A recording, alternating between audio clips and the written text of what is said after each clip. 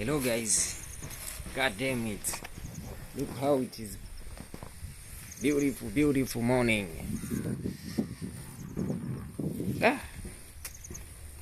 This is the environment I waking up.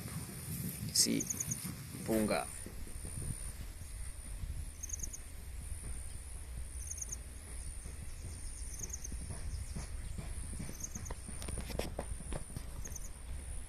Really good.